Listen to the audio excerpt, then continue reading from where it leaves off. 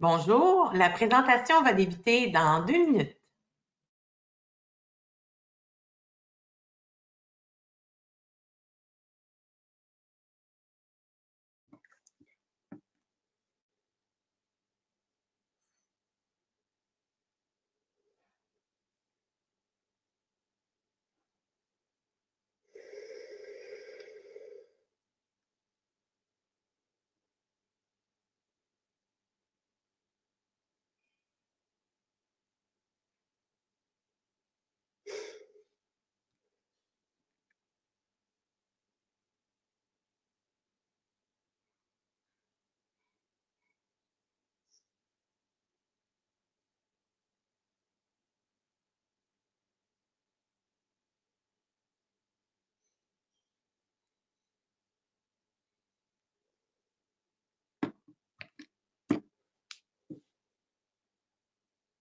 La présentation va débuter dans 1 minute.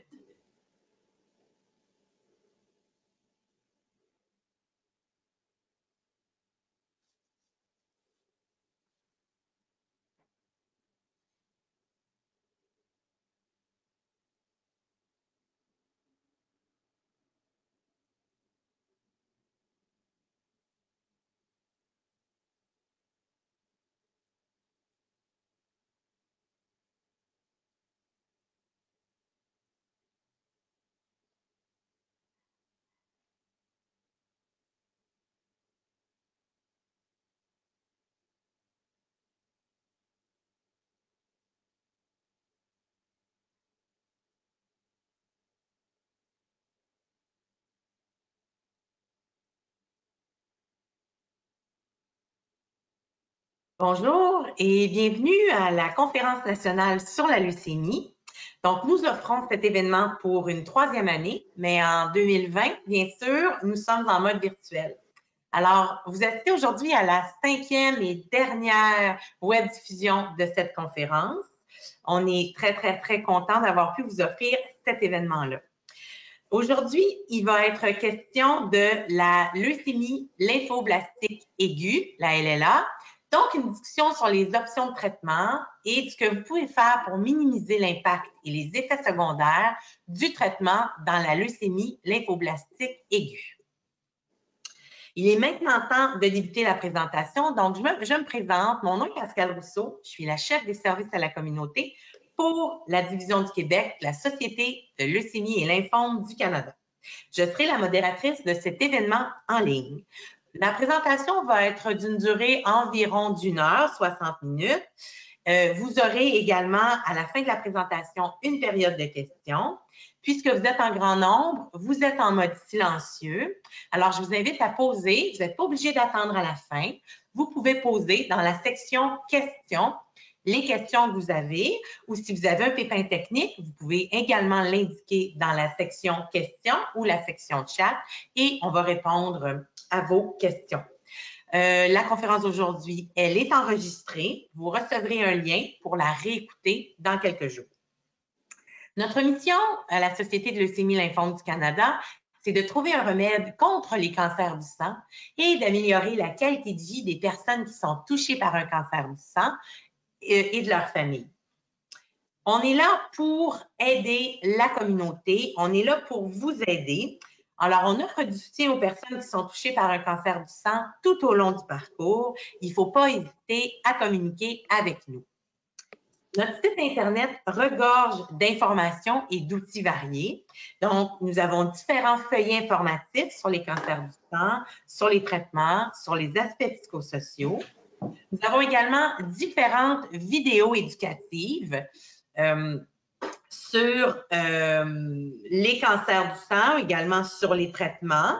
Donc, vous pouvez visiter le cancerdussang.ca pour accéder à ces vidéos. Vous retrouverez également sur notre site Internet toutes les archives de nos web diffusions passées. Donc, si vous voulez, vous en avez manqué une, vous voulez voir le contenu, n'hésitez pas à aller visiter le site Internet.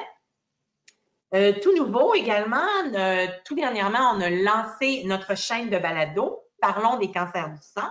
Si vous êtes d'un naturel auditif, Alors, vous pouvez écouter des témoignages de personnes qui ont vécu un cancer du sang, des proches aidants, des survivants, également des balados d'experts dans le domaine des cancers du sang. Donc, ils sont disponibles dans vos chaînes préférées, Spotify, Apple, et c'est du contenu très intéressant pour vos oreilles. On ajoute du contenu très régulièrement, donc abonnez-vous à la chaîne et vous verrez là, tout ce que l'on fait.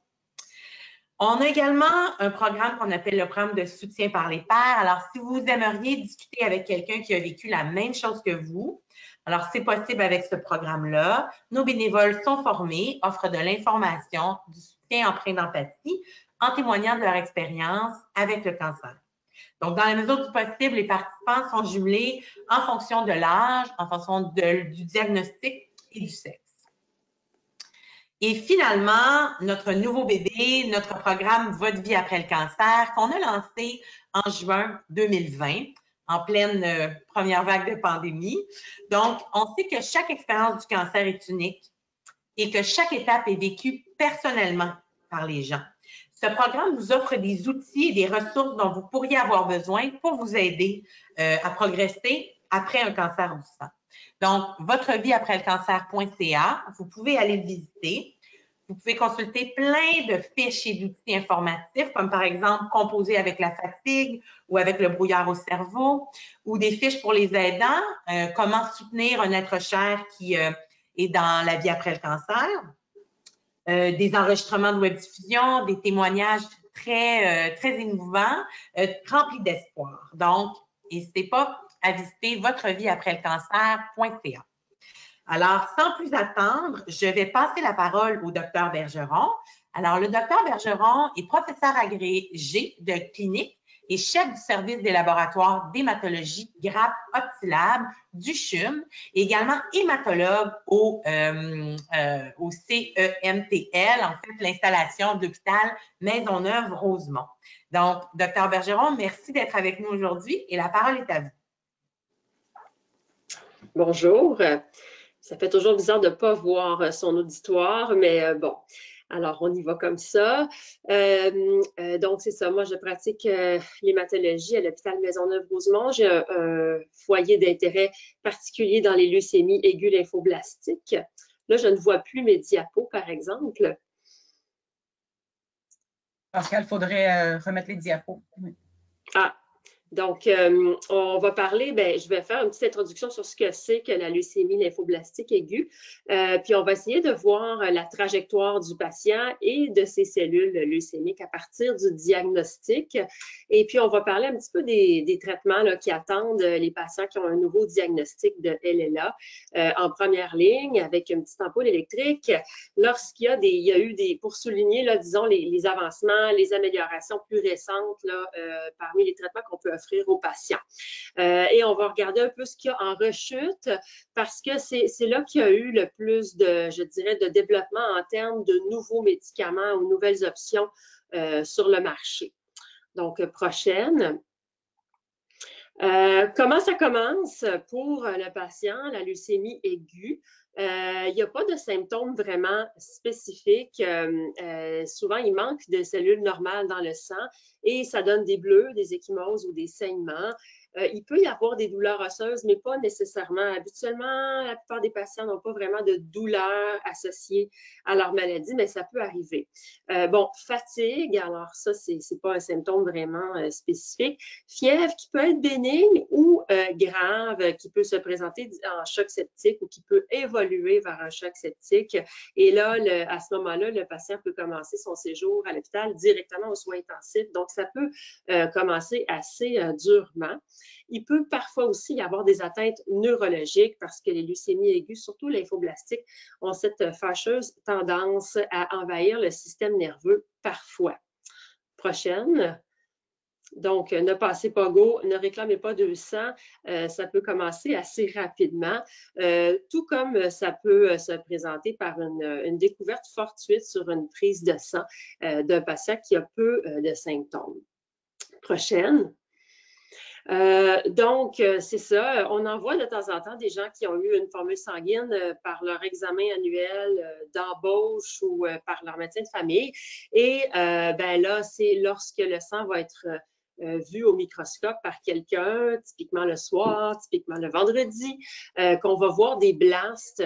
Le mot blast va revenir là, pendant la présentation. Ce sont les cellules leucémiques, là, donc qui circulent dans le sang et un appel sera fait et ça va être quelqu'un qu'on va essayer de repêcher rapidement pour le faire hospitaliser puis procéder là, aux suites des investigations prochaines.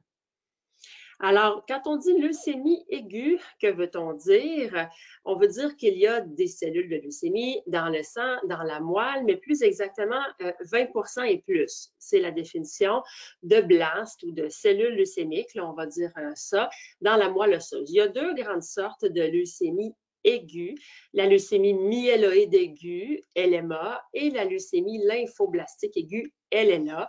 Là, j'ai mis des photos assez typiques où est-ce que déjà au microscope, on peut dire que c'est une LMA à gauche, puis c'est parti pour plutôt une LLA à droite. Mais on verra qu'il y a d'autres tests qu'on fait pour être absolument certain de notre affaire.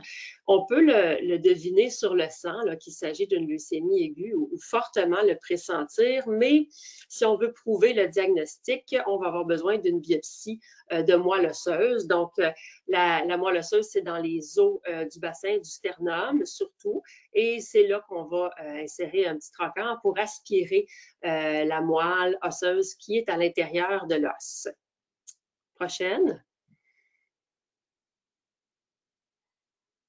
Alors, il y a d'autres leucémies chroniques, leucémie myéloïde chronique, leucémie lymphoïde chronique, leucémie myélomonocytaire chronique, tricholeucémie. Je veux simplement dire que ça, ce sont des maladies tout à fait différentes dont moi, je ne vais pas parler aujourd'hui. On va vraiment se concentrer sur la leucémie aiguë et la lymphoblastique entre les deux. Donc, prochaine. Donc, celle-ci là qui est encadrée à droite. Prochaine. Alors, c'est quoi un blast? Bien, c'est les cellules qui sont en haut, là, dans le petit graphique. C'est des cellules souches un peu qui, lorsqu'elles sont normales, vont se diviser, puis vont se différencier, puis vont finir par produire les cellules du sang normales, les globules rouges, les globules blancs, les plaquettes. Dans la leucémie aiguë, il y a deux choses. Il y a un blocage de maturation. Donc, au lieu de devenir des cellules normales, ils vont rester immatures, ces cellules-là, et en plus, elles vont proliférer. Donc, elles vont complètement envahir la moelle osseuse et les cellules normales qu'on voit dans le reste du dessin ne vont plus pouvoir être produites normalement. Prochaine. Donc, qu'est-ce qui va nous dire que c'est une leucémie aiguë plutôt lymphoïde et non pas myéloïde? On va regarder au microscope. Il y a des colorations spéciales qu'on peut faire pour nous aider. Et de façon très importante, là, il y a les cellules vont aller cheminer dans le petit appareil que vous voyez en haut à droite, qui est un cytomètre en flux. Et elles vont passer dans un canal, on va faire des marquages pour aller caractériser vraiment les cellules, parfois du sang, mais c'est mieux d'avoir un spécimen de moelle osseuse pour aller voir, prouver, documenter que c'est bien une LLA, puis de quel type de LLA, parce que là, il y a encore d'autres sous-types, notamment le sous-type B ou le sous-type T. Et ça se fait dans la même journée que la biopsie de moelle, l'aspiration de moelle en général, parce que ça doit être fait sur des cellules fraîches. Donc, en général, la journée même, on est capable de retourner voir le patient et après confirmation là, par cytométrie de flux, lui confirmer que c'est bien une leucémie aiguë là, dont il s'agit. Prochaine. Oui, prochaine. OK. Donc, la leucémie lymphoblastique aiguë. Allons-y. Donc, je disais, il y a deux grands sous-types, la LLAB, la LLAT. Ça change peu le début de l'aventure du patient, qu'on soit B ou T. C'est pas mal les mêmes chimiothérapies. Il y a des petites variantes. À la rechute, par contre, ça peut être l'arsenal de traitement disponible n'est pas pareil selon qu'il s'agit d'une B ou d'une T. Mais ça, pour le patient, ça a peu d'importance au début, là, qu'il s'agisse d'une B ou d'un T. Le premier discours et explication sur la maladie là, va être superposable dans les deux cas. Prochaine. Donc, on retourne voir notre monsieur ou madame et là, on peut se prononcer là, à savoir que c'est bel et bien ça. En général, les patients ne retournent pas à la maison pour revenir plus tard, on les garde à l'hôpital. C'est pas rare qu'ils font déjà de la fièvre, ça peut être bénin, mais ça peut laisser présager d'un choc septique. Donc, on ne peut pas vraiment, la plupart du temps, laisser partir les patients. L'hospitalisation va durer, si on se lance dans la chimiothérapie intensive, 1 mois un minimum en isolement, avec des moelles, des cathéters, des ponctions lombaires. Et c'est pas de la petite chimiothérapie. Là, je parle pour les patients pour qui on s'engage dans une option dite à potentiel, en tout cas curatif, avec des complications graves dans 5 à 10 des cas. Et après le mois d'hospitalisation, c'est pas fini. C'est un abonnement à l'hôpital pour les 2 prochaines années minimum pour la LLA en général.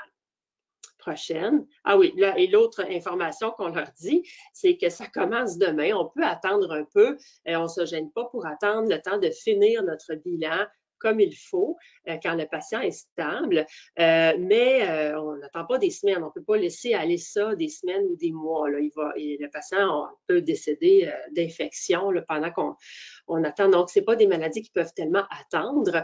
Et en plus, en tout cas, à Maisonneuve, il n'est pas rare qu'on rajoute une autre question après avoir complètement étourdi le patient d'informations. Voulez-vous participer à une étude clinique? Et c'est beaucoup demandé là, aux patients qui viennent d'apprendre qu'ils ont une leucémie aiguë, s'ils veulent participer à une étude, mais on arrive là, à avoir des gens qui veulent bien s'embarquer là-dedans. Et vous verrez, là, on a quand même des résultats intéressants dernièrement qui permettent là, de donner accès à des nouveaux médicaments. Prochaine diapo. Alors, la question qu'on a le plus souvent à ce stade-là, évidemment, c'est quoi mes chances? Est-ce que je peux être guérie de ça? Ça dépend de plusieurs choses, les chances là, du patient de s'en sortir. Bon, l'âge, on ne s'en sort pas, là, ça s'efface difficilement.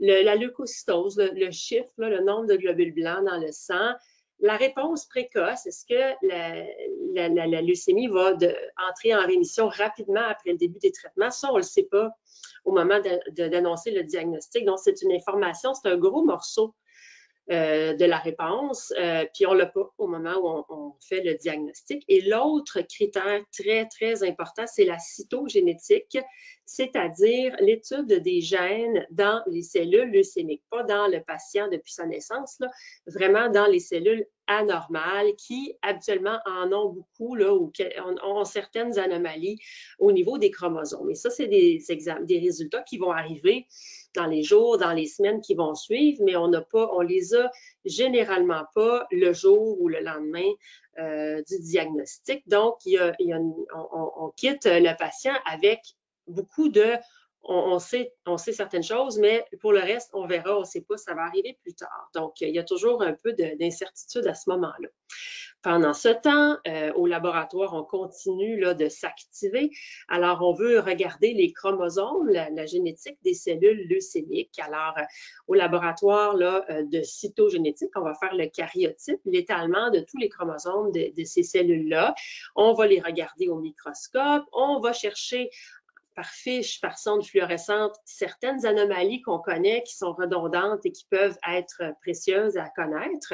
Et on va aussi extraire l'ADN, l'ARN des cellules, puis dans certains cas, là, dépendamment, il y a certaines mutations qu'on peut rechercher par PCR séquençage. Donc, il y a d'autres tests qui continuent à être faits au laboratoire qui vont nous informer en cours de route.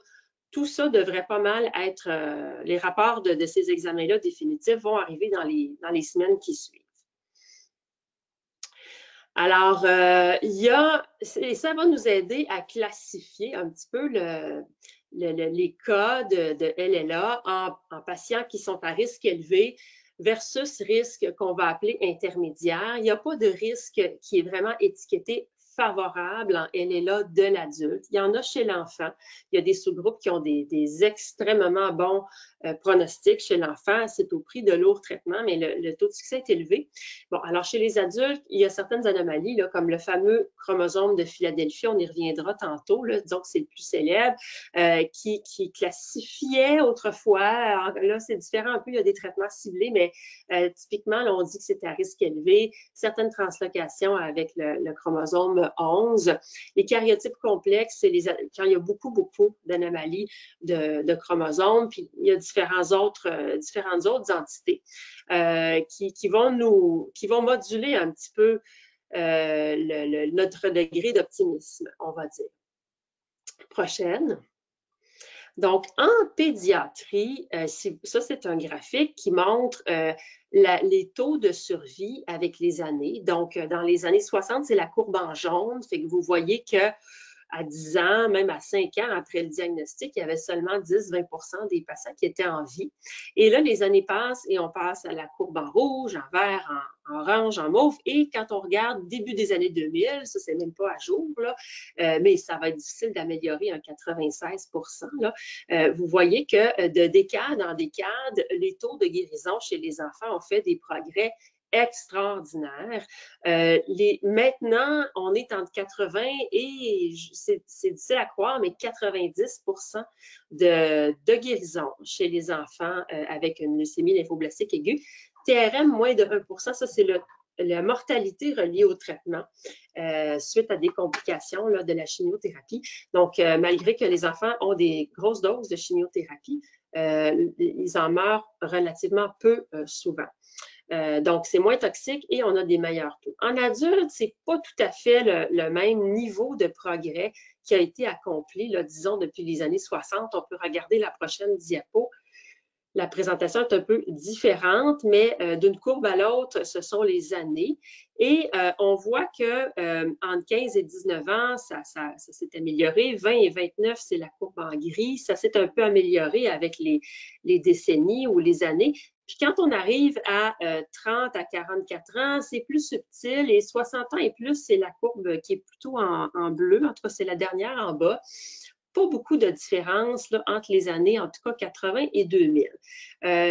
Mortalité reliée au traitement chez les adultes, 5 à 10%. Fait qu'on ne joue pas dans la même ligue tout à fait. Et survie à long terme, on a longtemps été bloqué autour d'à peu près 40% de survie quand on mettait toutes les leucémies lymphoblastiques adultes là, ensemble dans le même panier. Je pense que ce chiffre-là est un petit peu amélioré maintenant. Alors, ce qu'il y a de nouveau, une des choses qui nous a aidé dans les dernières années à traiter les adultes avec une LLA, c'est l'intensification de la chimiothérapie. Alors, on a vu que les enfants s'en sortaient mieux que les adultes. Bon, ils ont des LLA à meilleur pronostic au départ, mais de façon peut-être surprenante, leurs protocoles de chimiothérapie sont beaucoup plus intensifs que ceux des adultes. On aurait pu penser le contraire, mais ils sont beaucoup plus résistants, ils récupèrent plus vite et voilà, ils en profitent à cet égard-là. Et à un moment donné, il y a des gens qui se sont dit, ben là, ça va faire, on va copier-coller des protocoles pédiatriques, on va donner ça aux adultes, puis on va voir ce qui arrive. Alors, on a montré que c'était faisable et que le pronostic des patients, les taux de guérison faisaient un bond substantiel. On a pris des adolescents là, pour comparer ce qui leur arrivait selon qu'ils recevaient un protocole dit adulte versus un protocole dit pédiatrique et c'était assez surprenant là, à quel point ça améliorait l'issue de ces patients-là. Prochaine. Mais ce sont des traitements plus intenses. Alors, je voyais dans les objectifs de la présentation, minimiser l'impact des effets secondaires du traitement. Bonne chance.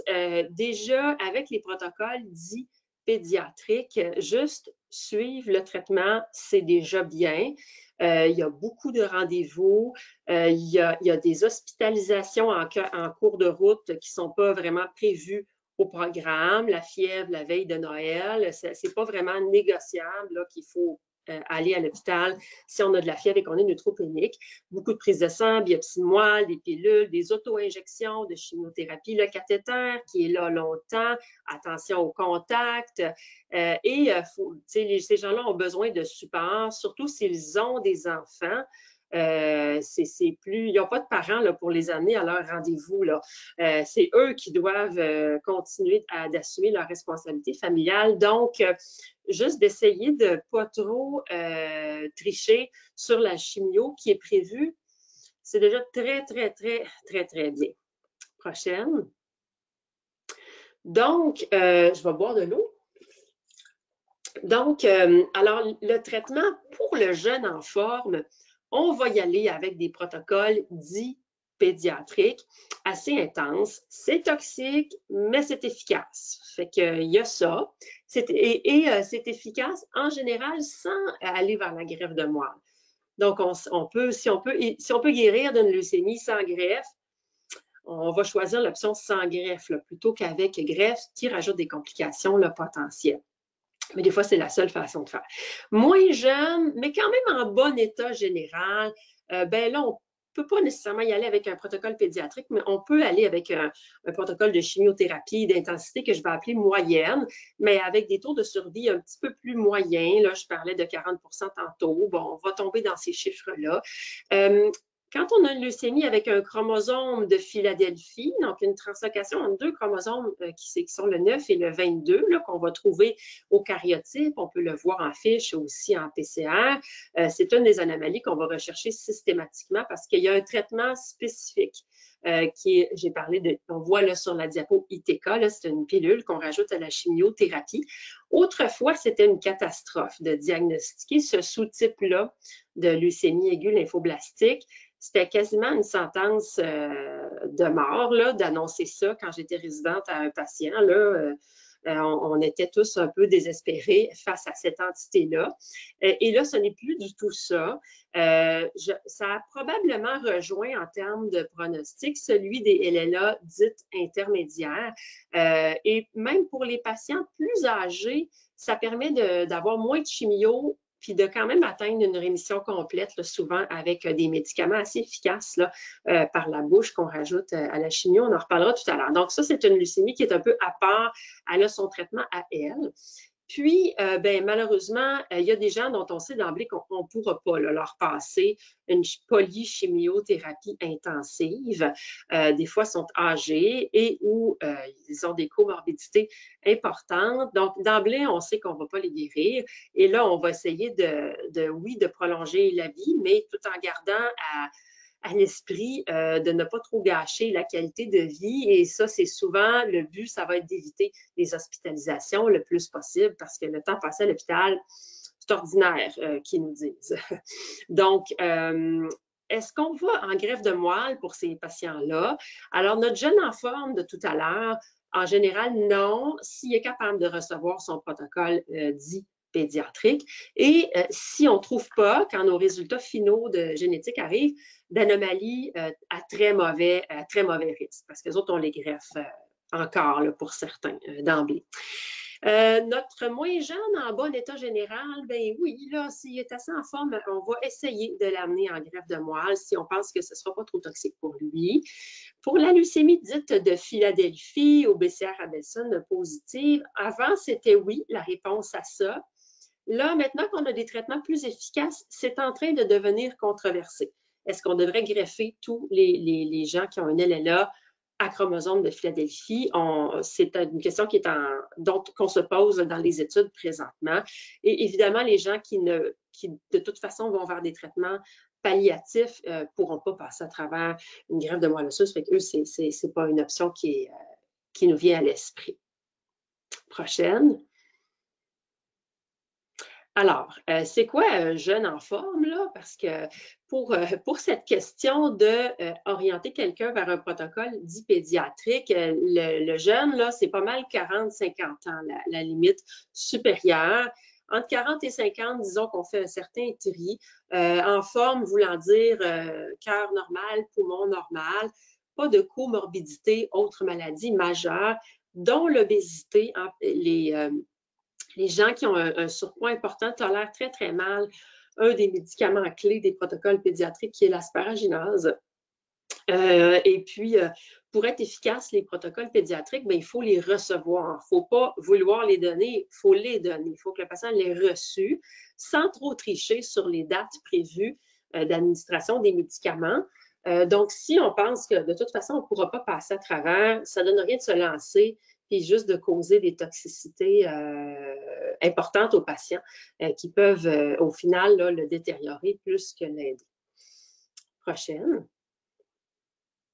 Donc là, je vous mets un exemple du protocole pédiatrique là, que nous, on a utilisé dans les dernières années qui s'appelle de Boston parce qu'on avait participé à une étude qui voulait voir là, ce que ça donnait d'administrer ce type de traitement-là à des adultes. Le premier mois est hospitalisé, à peu près 28 jours, puis je vous ai mis pour le plaisir de la chose le nom des médicaments qu'on donne, juste pour illustrer que ce sont des protocoles assez complexes. Ce sont des recettes qui ont été perfectionnées d'étude en étude, de recherche en recherche. C'est assez, ça tourne là, pendant 2 ans comme ça en chimiothérapie, donc ça peut être assez étourdissant. En théorie, le premier mois est hospitalisé, puis le reste, on essaie de garder le patient en externe. C'est pas rare qu'en cours de route, on a une fièvre ou un petit pépin, puis on doit être hospitalisé, là, mais c'est pas le but premier là, de revenir à l'hôpital une fois qu'on est en rémission. La maintenance est moins difficile, mais la partie consolidation 2 ici, là, qui dure à peu près 6 mois, en fait, c'est la pire là, de ce protocole-là. C'est vraiment, vraiment intense, cette partie-là. Prochain. Et on a besoin de beaucoup de gens autour de nous. Là. Les infirmiers, infirmières pivots sont absolument clés pour ces patients-là très, très malades. Les pharmaciens, les physiothérapeutes, parce que 30 ans en marchette, là, on en a dans cette période-là de consolidation 2. Les travailleurs sociaux, parce qu'évidemment, on ne peut pas travailler. Les équipes médicales d'autres spécialités, les pneumologues, les gastro-entérologues, dépendamment des complications qu'on rencontre. Fait qu'il y a beaucoup, j'en oublie peut-être, diététistes. Il y a beaucoup de gens autour là, de nous pour être capable de donner des protocoles pédiatriques à des adultes. Ça ne se fait pas sur un coin de table. Et nous, on a commencé à changer notre standard pour des protocoles pédiatriques en participant à une étude clinique là, qui venait de Boston. Parce que quand on est dans le cadre d'une recherche clinique, il y a vraiment un mode d'emploi qui vient avec les recettes de chimiothérapie sur comment faire le traitement de support, quoi faire si ça arrive, si ça, comment ajuster les doses. Les patients sont extrêmement bien suivis à la trace par leur infirmier de recherche qui doit s'assurer que le patient vient à son rendez-vous parce que sinon, il faut remplir des papiers de déviation comme quoi on n'a pas suivi le protocole. C'est pas bon. Il faut vraiment essayer de se tenir le plus possible. Donc, puis si on a une question, il y a toujours un moniteur qui peut répondre et tous les investigateurs se rencontrent avec une fois par année ou aux 6 mois pour partager un peu les problèmes qu'ils ont eus. Le protocole est ajusté en cours de route. Donc, ça donne vraiment une sécurité puis une espèce de mode d'emploi de comment faire les choses et ça permet d'acquérir de l'expérience là-dedans. Puis quand l'étude a été finie, bien, on l'a fait là, hors étude, mais ça aurait été difficile de se lancer là-dedans du jour au lendemain sans trop avoir là, de balises. Prochaine. Et ce protocole-là n'est pas plus compliqué qu'un autre. C'est un autre protocole là, qui circule pour un protocole adulte, là, donc un peu moins intense. Il y a encore plein de cycles avec plusieurs, il doit y avoir une dizaine d'agents de chimiothérapie qui alternent les uns avec les autres, qu'on mélange. Donc, c'est des protocoles de chimiothérapie là, pour les leucémies lymphoblastiques aiguës qui sont assez étourdissants. Là. Personne ne sait ça par cœur. Là. Ça nous prend tout le temps l'ordonnance pré-imprimée là, pour ne pas se tromper. Prochaine. Donc, je parlais tout à l'heure de la LLA à chromosome de Philadelphie. Fait qu'on a comme ça là, 23 paires de chromosomes dans notre karyotype de toutes nos cellules. Et quand on parle de translocation 922, c'est qu'il y a un bout du chromosome 9 qui va s'échanger de place avec le chromosome 22, pas dans toutes les cellules du corps de la personne, là, dans les cellules leucémiques. Puis c'est ça qui éventuellement donne le cancer, hein, c'est des accidents génétiques dans les cellules. Et bon, ça donne ce qu'on appelle le chromosome de Philadelphie, parce que le chromosome de 22 devient tout petit, puis c'est à Philadelphie qui ont décrit ça la première fois. Prochaine diapo. Et, alors, petite ampoule électrique, ça va faire que la cellule va produire une espèce de protéine qui n'est pas normale, qui n'est pas censée être là, qui est dans le dessin ici, qui s'appelle BCR-Abelson. Et il existe un médicament qui est dessiné ici là, dans le dessin qui va bloquer. C'est le dessin à droite, là, la partie en mauve, qui va bloquer l'effet de cette protéine-là. Donc, c'est vraiment un médicament. Là-dessus, il s'appelait STI 571. C'est l'imatinib maintenant qui s'appelle. Et il y en a d'autres, plus puissants même, qui sont arrivés sur le marché après. Donc, ça va comme aller agir exactement pour annuler l'effet de la translocation 922. C'est le même médicament qu'on donne dans la leucémie myéloïde chronique, là, mais ça, c'est une petite parenthèse parce que c'est une maladie aussi qui a la translocation 922. Donc, ça, c'est le premier exemple vraiment fructueux d'un traitement qu'on va dire ciblé dans la leucémie lymphoblastique aiguë. Parce que les protocoles de polychimiothérapie, ça marche là, sur toutes les cellules. Ça marche aussi sur les cellules normales. Ça donne beaucoup de neutropénie, thrombopénie. Mais ça, c'est plus élégant, disons, l'inhibiteur de tyrosine kinase, ITK, qu'on va rajouter par-dessus la chimiothérapie pour aller jouer juste sur la protéine anormale qui est fabriquée par les cellules transformées en leucémie. Mais ça ne concerne que les patients qui ont dans leur chromosomes un réarrangement là, des chromosomes 9 et 22. Donc, prochaine diapo. Alors, c'était réputé à mauvais pronostic. C'est vraiment une entité qu'on ne voit que chez les adultes. C'est très rare en pédiatrie. Et en fait, ça augmente avec l'âge. Plus la personne est âgée, plus il y a des chances qu'on soit face à une LLA Philadelphie positif. Donc, elle a son traitement spécifique à elle. Prochaine. Et alors, le l'imatinib était la première génération. Il y en est sorti d'autres après, dasatinib, nilotinib et ponatinib. Si on donne ça tout seul, sans aucune chimiothérapie, bien, ça peut donner des rémissions complètes, mais ça ne durera pas. Le patient n'est pas guéri. On achète un peu de temps, mais pas beaucoup. C'est pas suffisant pour guérir quelqu'un. En combinaison avec la chimiothérapie, ça améliore nettement, là, on peut dire maintenant, le tableau. On vise encore d'amener ces gens-là en greffe, mais là, la tendance actuellement, c'est de diminuer un petit peu l'intensité de la chimio qu'on mélange avec ces molécules-là. Donc, moins d'effets secondaires. On mise moins sur la chimio et un peu plus sur l'ITK. Et pour les patients assez âgés qui auront pas, là, à qui on ne veut pas donner de chimiothérapie intensive, mais ça fait une option de traitement qui peut être intéressante. Un peu de cortisone avec imatinib, dasatinib ou ponatinib. On peut aller, avec très peu de toxicité, on peut aller chercher 1 an, 2 ans, 3 ans de rémission avec ça. Avec peu de toxicité. Donc, ça a vraiment changé le tableau global de la LLA 922. Là, ce n'est plus le drame que c'était, bien, ça reste un drame là, pour la personne, mais c'est plus dans la même case là, de désespoir que c'était vraiment là, cette entité-là. Prochain. Et le dernier cri là, des inhibiteurs des tyrosine kinase, c'est le ponatinib. Il est à l'étude présentement, mais il y a des résultats préliminaires qui montrent des courbes de survie, comme vous voyez là. Donc, bon, c'est à 36 mois, 1 an et demi, ce n'est pas un énorme recul, mais c'est du jamais vu là, pour des patients qui n'ont sans greffe de moelle osseuse. Donc, il est possible là, que si on passe au ponatinib en première ligne pour ces patients-là, que ce soit des patients qu'on arrive à guérir sans greffe de moelle. C'est ce qui plane là, dans les choses qui sont en train d'être explorées dans des études présentement. Donc, ça, c'est à suivre. Donc, on voit que c'est une entité dont le pronostic et la prise en charge ont radicalement évolué là, dans les 10-15 dernières années. Prochaine diapo. Et là, on tombe dans la rechute. Alors, la rechute, ça, c'était très difficile à rattraper avant. Quasiment une LLA qui rechutait était une LLA qu'on perdait là, avant.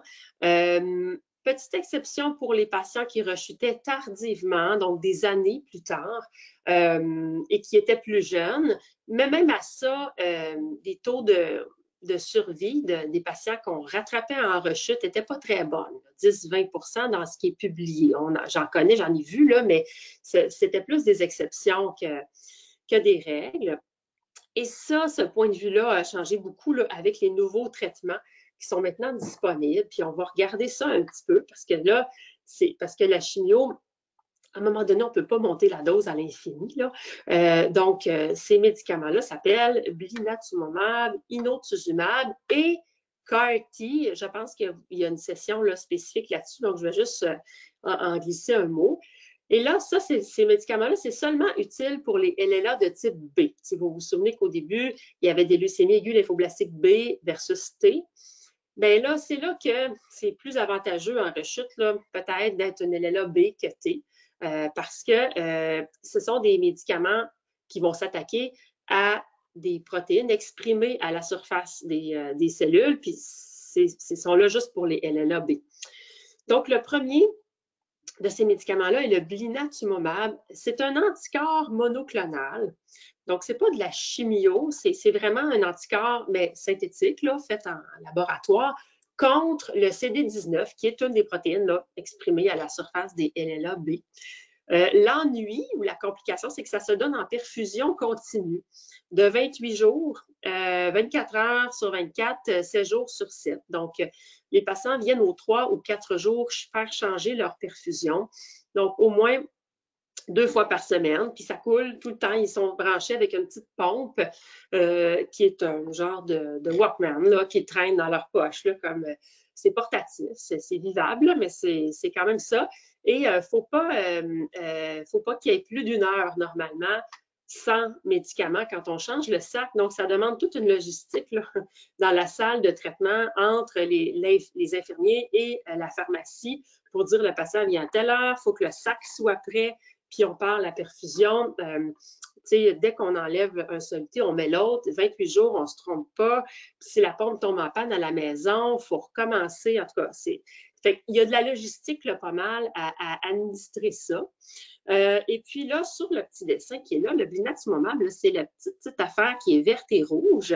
Et c'est un petit anticorps qui va aller d'un côté attraper la cellule leucémique en bas, là, le blast CD19, et de l'autre côté attraper un lymphocyte normal du patient.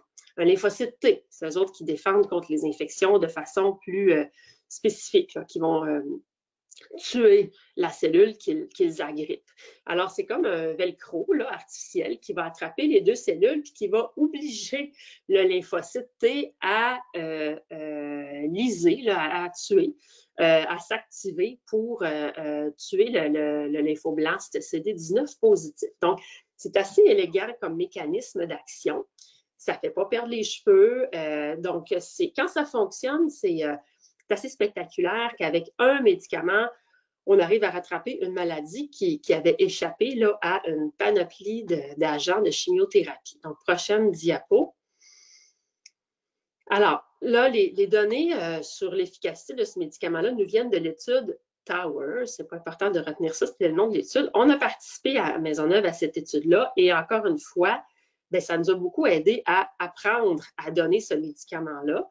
À se pratiquer entre la pharmacie, l'équipe nursing, la recherche, pour pas qu'il y ait d'erreurs ou de délais dans les changements de sac. Donc, ça permet ça quand on participe à une étude de s'habituer à donner là, des médicaments qui sont un peu pas conventionnels. Donc, alors, des patients en rechute, c'était une étude randomisée. Ils recevaient soit la chimio conventionnelle de rattrapage ou le blinatumomab. Et le taux de rémission était supérieur avec le blinatumomab, 44 versus 16. Fait que vous voyez que ce n'est pas fameux, la réponse à la chimiothérapie pour les patients réfractaires ou en rechute, là, 16 %, ça dégrise. Là. Survie était un peu prolongée, 7 versus 4 mois, fait que c'est pas réglé, là, 7 mois, ça c'est la médiane, donc c'est à peu près la moitié des patients étaient encore en vie à 7 mois dans le groupe blinatumomab et la moitié des patients en vie, mais à 4 mois dans le groupe chimio. Donc, c'est sorti comme étant meilleur.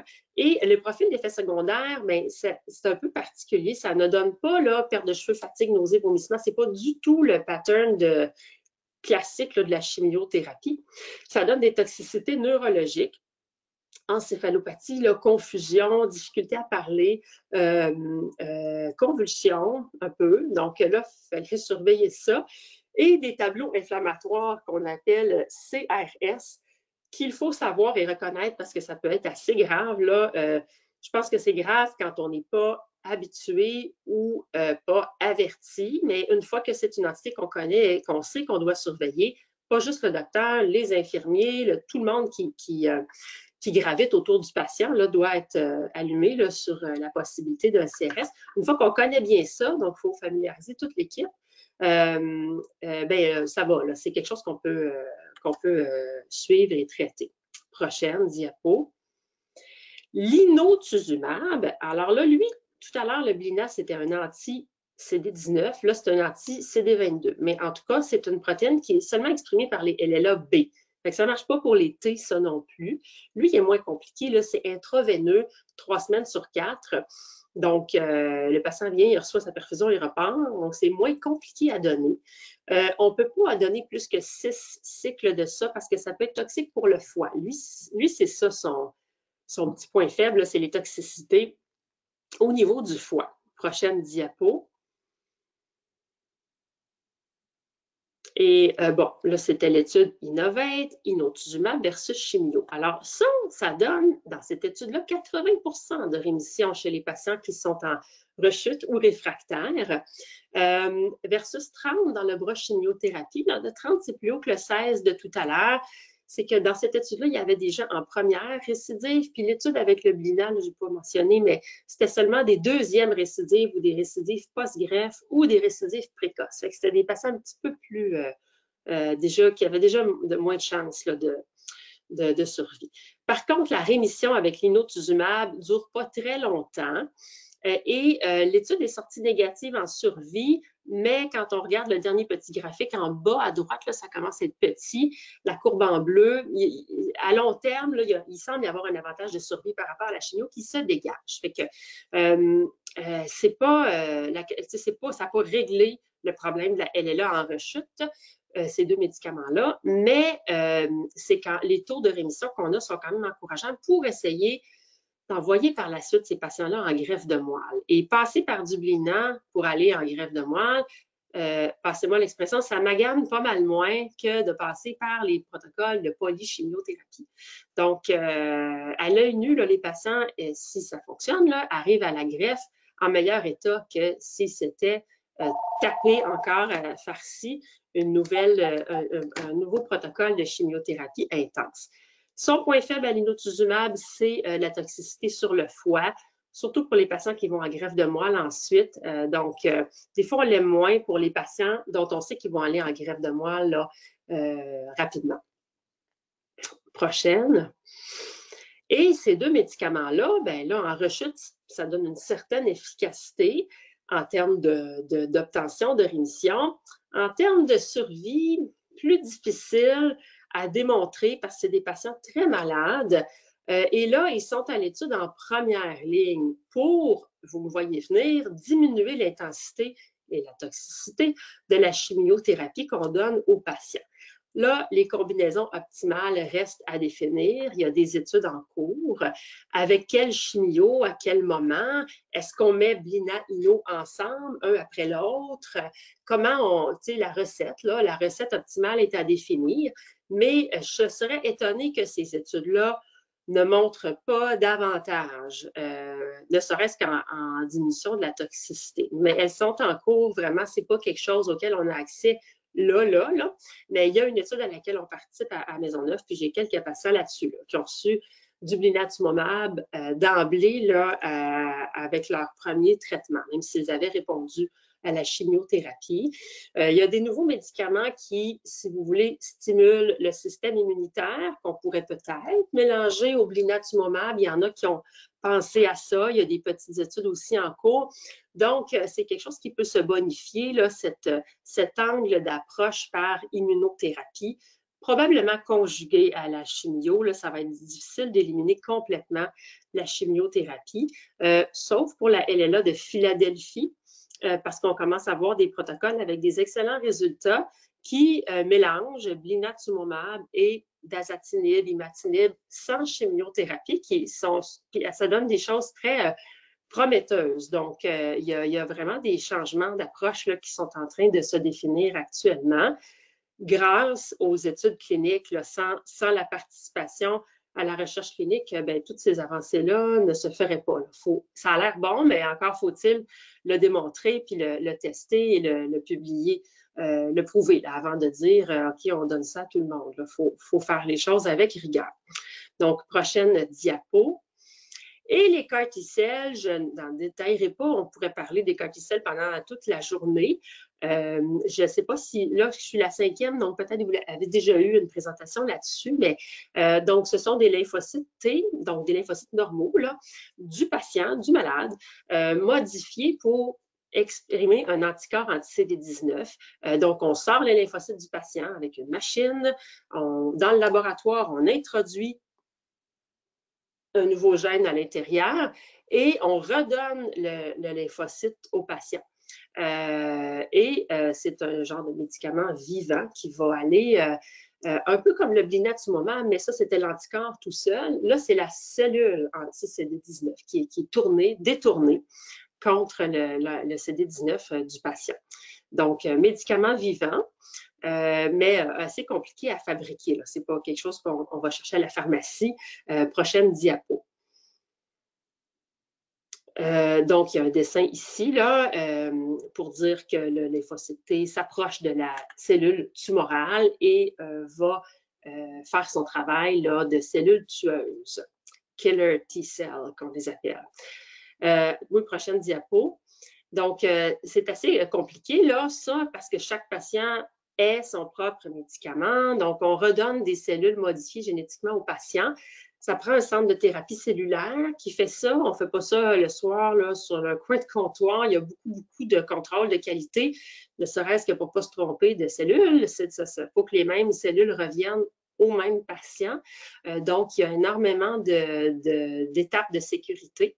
Ça nécessite beaucoup de ressources, la phérèse, la thérapie cellulaire. Et dans la LLA, peut-être vous en avez entendu parler dans le lymphome, parce que dans le lymphome, c'est maintenant approuvé et comme un traitement standard dans certains lymphomes B en rechute, pas tous les lymphomes. Pour la LLA-B, c'est approuvé au Canada pour les LLA-B en rechute de moins de 25 ans. Donc, c'est une petite population. Ça a des effets toxiques comme le blinatumomab au niveau neurologique, au niveau relâche de cytokines, fièvre, syndrome inflammatoire, si bien que les études en adultes, en tout cas, il y a beaucoup de toxicité à l'horizon et là, pour l'instant, en tout cas, il n'y a pas de publication convaincante avec ce produit-là pour les adultes.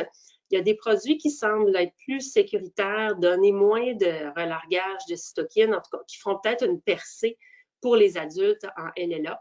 Mais voilà, et tout organiser ça, je ne sais pas quel était le prix négocié au Québec, mais aux États-Unis, pour vous donner une idée, acheter ce traitement, là, parce que là-bas, ils achètent, c'est 373 000 US. Fait que, voilà, ce n'est pas un traitement là, qui pourrait être donné à tout le monde en première ligne. Là, pour l'instant, c'est pour la rechute. Prochaine diapo.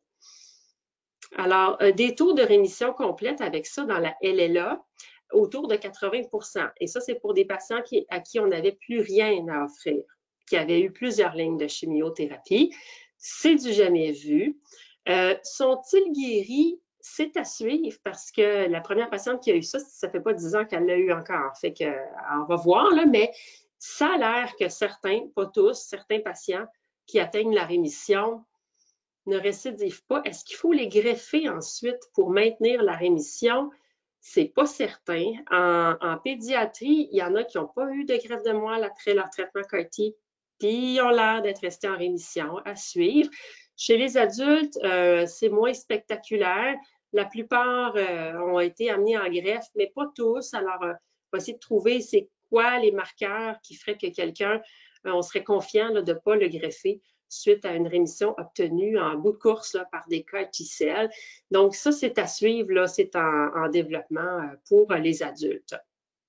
Prochaine diapo.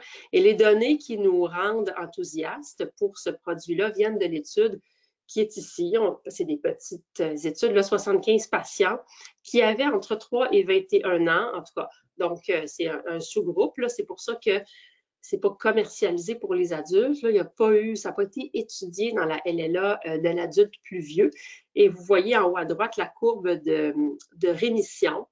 Alors, il y a quand même des rechutes. Hein, c'est pas réglé là, la LLA en rechute. Il y en a à peu près la moitié qui rechutent, mais on dirait qu'après 10, 12 mois, à peu près après un an, ceux qui n'ont pas rechuté, on dirait, ont l'air de rester en rémission. Et la plupart des patients dans cette étude-là n'avaient pas été allogreffés suite à leur CAR T-cell. Donc, vous me direz, c'est pas fameux, là, on en échappe la moitié. Oui, pour nous, c'est fameux là, parce que c'est certain que tous ces patients-là, là, ils étaient condamnés. Là. Quand on lit le papier puis qu'on regarde les lignes de traitement que ces enfants-là là, avaient reçues, les chances de survie étaient vraiment proches de zéro. Donc, c'est un début. C'est un produit cellulaire qui est éventuellement perfectible. Ça, c'est la première génération de CAR T-cell qui est commercialisée. Il y en aura d'autres, moins toxiques, peut-être plus efficaces. Est-ce qu'on doit faire plusieurs infusions?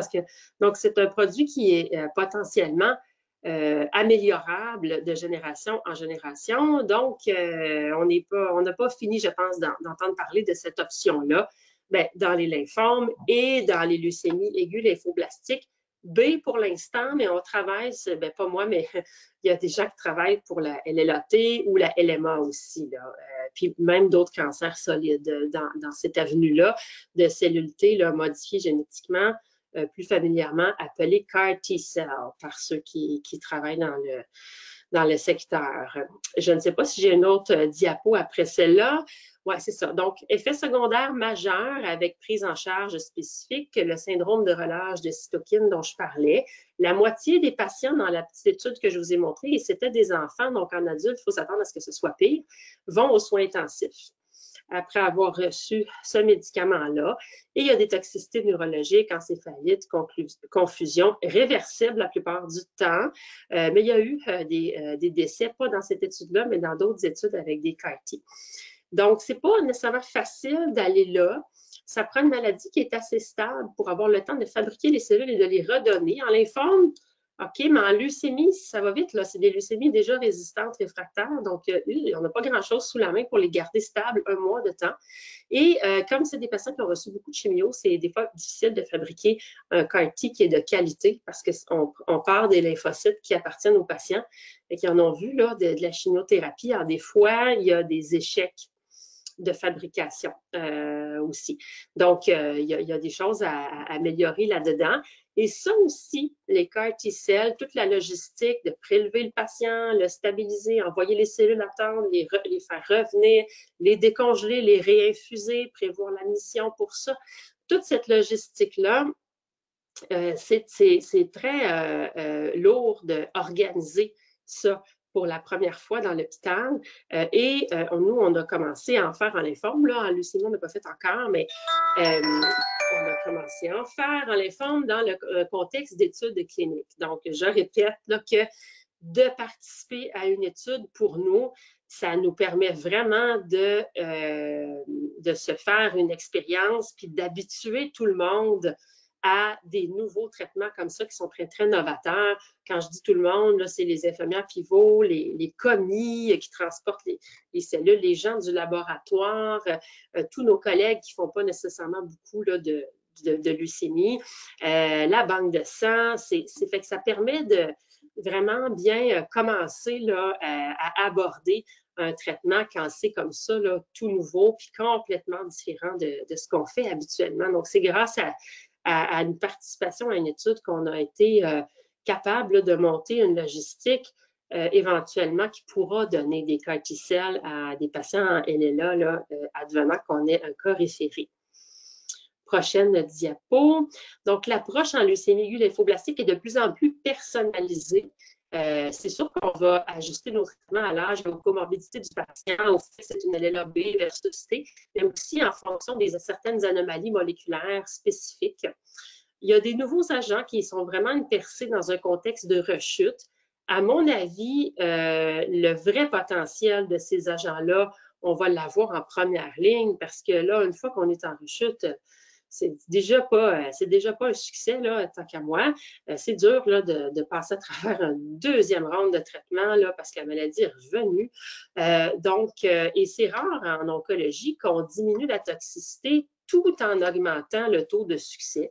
D'habitude, on augmente le succès, on augmente la toxicité.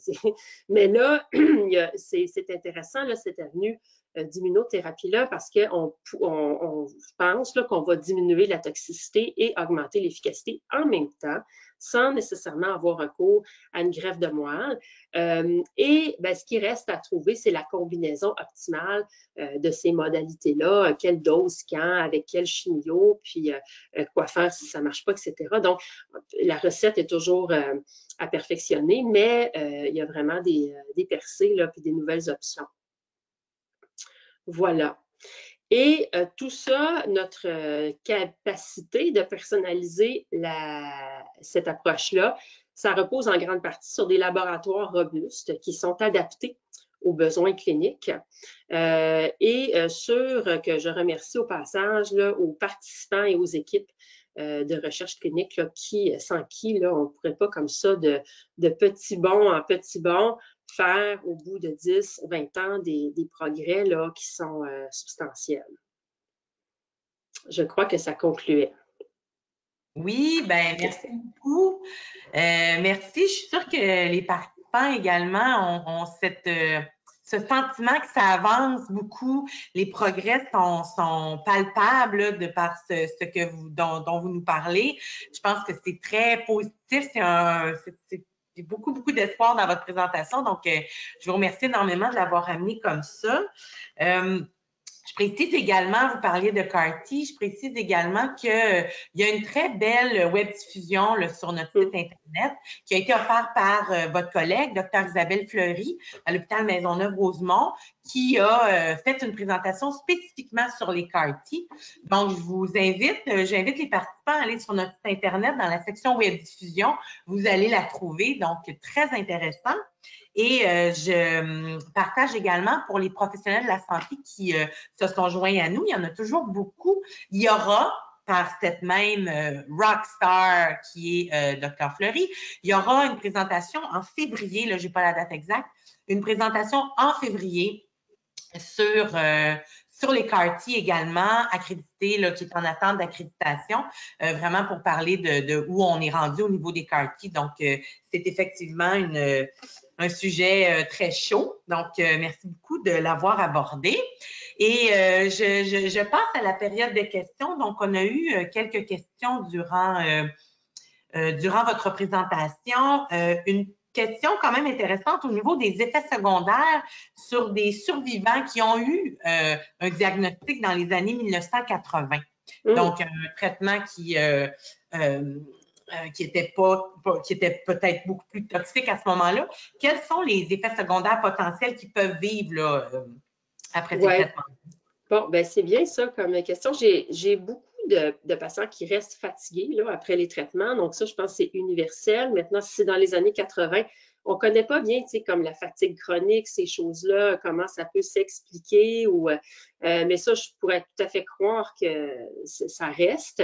Quand les patients ont été traités très jeunes, ben là, il peut y avoir des changements là, sur le développement au niveau endocrinien, tu sais, la puberté, la croissance. Ça, je connais moins ça parce que je n'ai pas de patients pédiatriques, mais définitivement, chez les enfants, C'est tout un chapitre, ça, de suivre, parce qu'ils survivent, là, puis ils survivent 10, 20, 30, 60 ans de plus. Alors, ça, c'est toute une discipline en soi, là, le suivi des enfants qui ont eu ça. Chez les adultes, il y a l'insuffisance cardiaque qu'on surveille du coin de l'œil parce qu'ils ont eu des médicaments de chimio de la classe des anthracyclines. Ça fait partie des risques là, potentiels à surveiller. Dans les années 80, il y avait de façon systématique de la radiothérapie crânienne aussi dans les protocoles. Il y en a moins maintenant. Des fois, il y en a un peu, mais c'est des plus petites doses. Alors ça, conjugué avec les nombreuses ponctions lombaires et les chimiothérapies aux doses, il y a une entité qui s'appelle le chemobrain. Les patients vont rapporter de la difficulté à se concentrer, de la difficulté à réintégrer le travail, des pertes de mémoire. Puis quand ça a l'air persistant, là, puis en nuisant là, dans la vie quotidienne, mais des fois, on les fait évaluer en neuropsychologie, mais il n'y a malheureusement pas de traitement. C'est du support, c'est des trucs mémotechniques, c'est de se reposer, d'éviter le stress, mais le mal est fait un petit peu, là. Il n'y a pas comme une pilule qui va arranger ça. C'est les deux choses auxquelles je pense. Les gens qui ont été greffés, même non greffés, probablement restent un petit peu immunosupprimés. Bon, maintenant, si ça fait 40 ans, ça doit être mineur, mais il y a eu de la chimio, fait que ça se peut que la mémoire immunitaire soit moins bonne. Il y a l'Oncovin, qui est un médicament qui va donner des engourdissements au bout des doigts et des orteils. Ça peut aller jusqu'à des faiblesses des mains et des pieds, puis des chutes. Alors là, d'habitude, on s'arrête avant que ça en vienne là. Et habituellement, c'est réversible en partie, pas toujours en totalité. Fait qu'on peut rester un petit peu engourdi du bout des doigts. OK, on va le tolérer. Ce qu'on ne veut pas, évidemment, c'est quelqu'un qui est handicapé là, à la marche ou à la manipulation des objets dans le quotidien. C'est pas mal ce qui me vient à l'esprit là, comme effets qui peuvent être permanents, là. OK, merci. Dans la même lignée d'effets secondaires, quelqu'un a posé la question, quels sont les risques et les effets de toxicité sur le long terme chez les jeunes adultes? Donc, des gens entre 20 et 30 ans là, qui auraient eu un traitement contre la LLA. Oui, c'est un peu pas mal ce que j'ai dit là. Il y a toute la dimension psychologique là, qui est un champ d'étude en soi chez les 20 à 30 ou en tout cas même 15 à 25, les adolescents, là, parce que c'est pas une belle période là, pour être isolé puis à l'hôpital tout le temps, puis l'image du corps, tout ça. Ça fait que ça, c'est un champ d'étude en soi, là, les cancers chez les jeunes comme ça. Pour les 20-30 ans, la croissance est terminée, donc ça ressemble un peu aux effets secondaires que j'ai nommés là, de la première question. Puis pour les enfants qui seraient en croissance, bien, des fois, ils vont avoir des tailles plus petites.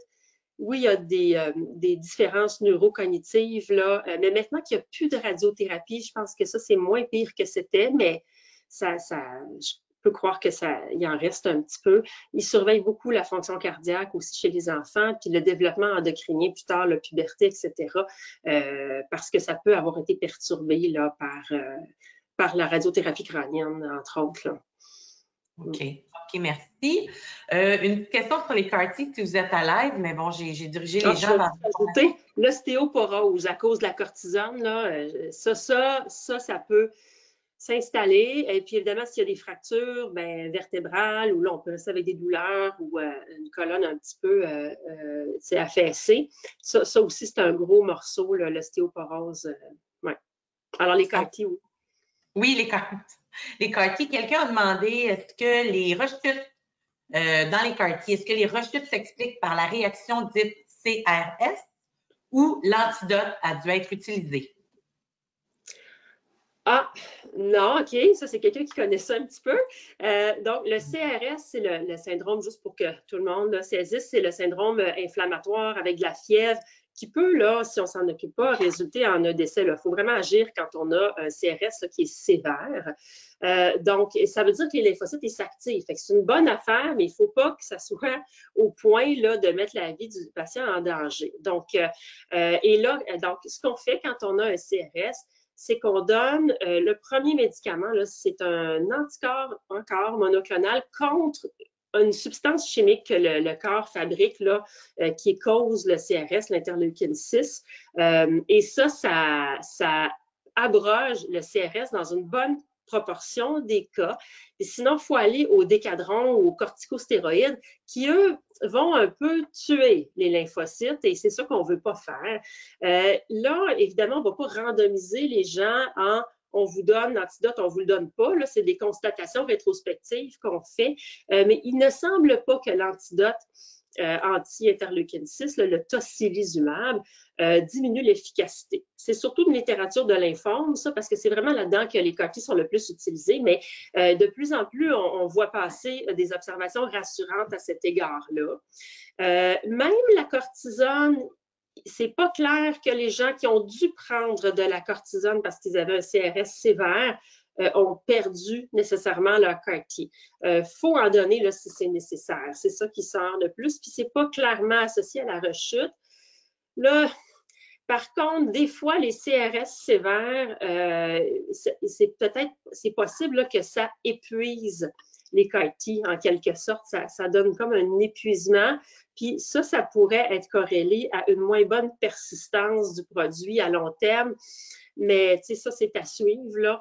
Donc, au début, on était très craintifs là, de lâcher du tocilizumab ou de la cortisone chez ces patients-là parce qu'on disait on va le perdre, on va le perdre. Puis on attendait que le CRS soit vraiment sévère. Là, on ne fait plus ça parce qu'il y a des données rassurantes et on ne veut pas laisser quelqu'un aller là, en CRS grave, là, comme il le faisait au début par peur de perdre l'efficacité. Donc, la réponse courte à la question, ce serait non, pour ce qu'on connaît maintenant. Merci beaucoup. Puis une dernière question concernant le MRD. Donc, quelqu'un qui demandait, quelqu'un qui a une MRD négative, une rémission en leucémie pendant 1 an avec chimio, est-ce que c'est seulement de la chimio, pas de greffe?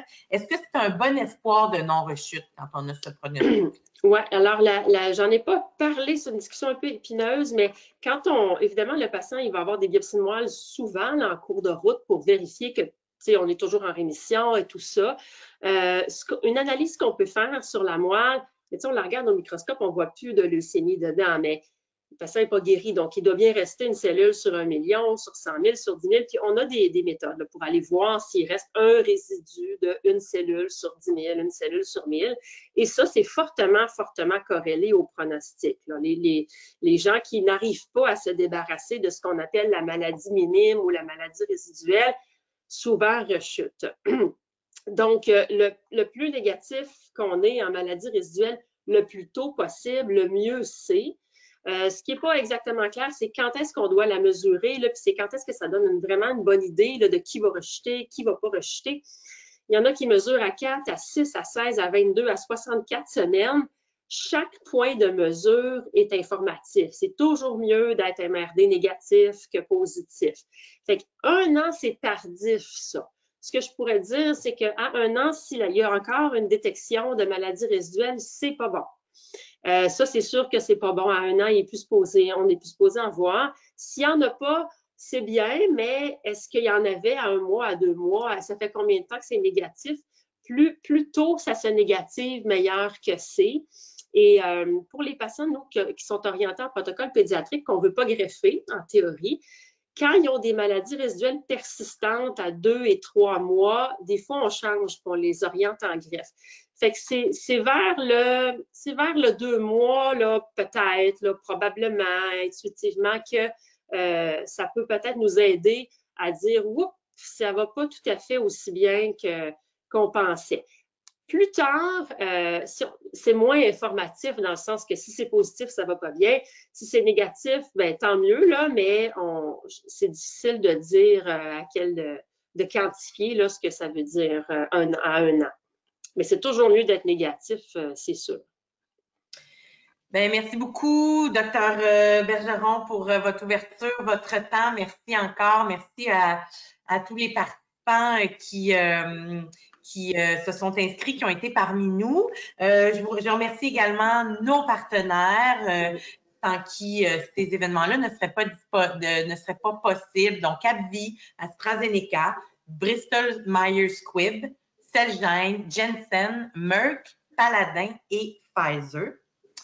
Donc, je vous le redis, nous sommes là pour vous aider. Donc, Si vous êtes à la recherche de ressources, de soutien, n'hésitez pas à communiquer avec nous, ma collègue Joliane et moi-même. On est toujours disponibles pour répondre à vos questions.